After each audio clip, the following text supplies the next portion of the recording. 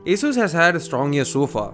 The past 2 years have not been particularly remarkable, especially since we either didn't get something with good pricing or the product itself wasn't very interesting. But this year it seems like they've redefined themselves and have had successful launches, especially in the form of the Zenfone Max Pro M1 and the Zenfone 5Z. Now the Max Pro M2 is here and they're hoping that it'll help them end the year on a high. This is Sandeep from RevAtlas. Let's see how the phone stacks up. The Max Pro M2 is just as similar to its predecessor as it is different. You'll find yourself at home when you're using the Pro M2 if you have used any of the recent Zenphones. Its design is very much in line with past models, but is a refinement on the same. It's not going to blow you away if your idea of a premium build involves either glass or metal, because it has neither and instead gets a glossy plastic back which tries to mimic glass and does indeed do a good impression at that. It looks beautiful and the way it reflects light is something that really needs to be seen in person. Despite using plastic, it is built well, and don't compare it to the creaky, bendy plastic Samsung phones of the past. It's more prone to scratches, yes, but is more durable coming to drops.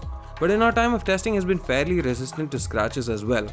Then again, it also depends on how you use your phone, and there's also a clear case bundle with the phone in case you're worried about inflicting damage. The curved back is ergonomically sound and does feel a whole lot thinner as a result, even though it has the exact same thickness as its predecessor. The smaller footprint also makes it a tad bit easier to handle as well. Display is the most apparent change when you first use the smartphone. It's gotten bigger with a taller aspect ratio of 19:9, but it's also gotten better in terms of brightness and sunlight legibility. The colors are neutral and the 6.26-inch Full HD Plus display has good sharpness too. You can adjust the color in the settings, but what can't be adjusted or hidden rather is the notch. Perhaps a future update will allow for this, but as of now it isn't present, but you can make use of the LED notification toggle. But perhaps the most impressive aspect of the display is that it comes with Corning Gorilla Glass 6, which is a first in this segment. That translates to better scratch resistant and impact protection for the end user. Perhaps it's also this better glass which gives better sunlight legibility, as it seems less reflective than the previous generation. There's a fingerprint scanner at the back, an always active unit, which is pretty accurate in terms of unlocking and has a high success rate. However, there's a pretty big delay when it comes to detecting and unlocking. It doesn't unlock instantly after the finger is placed, but it feels like it's sort of processing and then unlocking. It was similar on the Max Pro M1 and there hasn't been many positive strides in terms of speed yet, and hopefully Asus makes this faster with updates. The same goes for the face unlock feature too, which is accurate and works without fail, but the latency is definitely tangible and is behind some other phones in this segment. What isn't slow, however, is the performance. Zenfone Max Pro M2 is fluid and fast. It has a very slightly modded version of stock Android and comes with Android Oreo out of the box. Asus guarantees an update to Android Pie in the first months of 2019, and looking at their track record this year, we guess they will definitely meet it.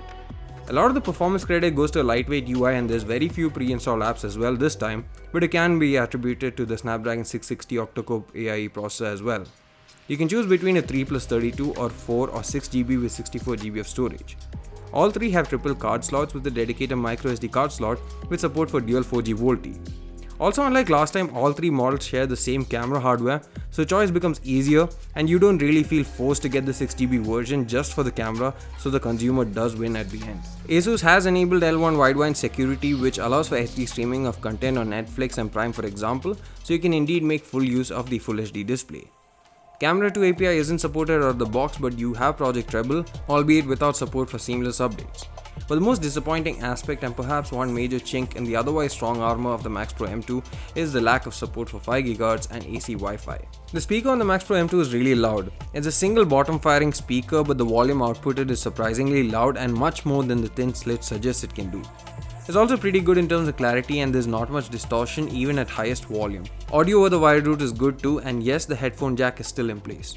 It does well in terms of volume and clarity and has good dynamic range too. Even headphones with higher power requirement work pretty well. The camera setup seems very strong in terms of hardware. The primary camera is the Sony IMX486 sensor with 1.25 micron pixel size, f1.8 aperture, 12 megapixels of resolution, and there's a 5 megapixel depth sensor as well. The front-facing camera is a 13 megapixel f2 1.12 micron sensor with LED flash, just like the setup at the back. The camera imaging quality seems decent so far, but it seems like there's room for a lot of improvement. But then again, it's probably going to repeat the same story as the Max Pro M1, which started as an average camera phone and got quite a lot better with updates over time, and Asus says that this too will keep getting better. They're already promising EIS for the front-facing camera, bokeh for front camera, and AI for rear camera to be rolled out within this month itself. So a full-fledged camera review will come after that, but it seems like worst case, the hardware is solid enough that you can rely on Google Camera at least for a good image. In terms of battery life, we got around 7.5 hours of screen on time on most days, with it touching 8 hours on some days. That's pretty good and should last almost everyone an entire day of use at minimum. But with a capacity of 5000 mAh, it should last even more, so I'm hoping that updates will improve upon that. There's no official fast charging standard quoted, but you can actually charge it faster with a compatible charger. The ASUS charger that comes in the box does 5V 2A, which takes around 2.5 to 2 hours 45 minutes for a full charge, but we tested it with the Moto charger and it did the same in 2 hours flat from 15 to 100%. ASUS seems to have learned from their past and now knows where to concentrate their efforts on and what consumers want as well. Zenfone Max Pro M2 is probably one of the most complete phones in this segment and one that's priced competitively as well. Keeping in mind the lack of 5GHz and AC Wi-Fi support and the fact that the camera does need improvement, if performance, battery life, display and audio are high priorities, then this is one smartphone that you should consider getting. Thanks for watching this video, see you again in the next one.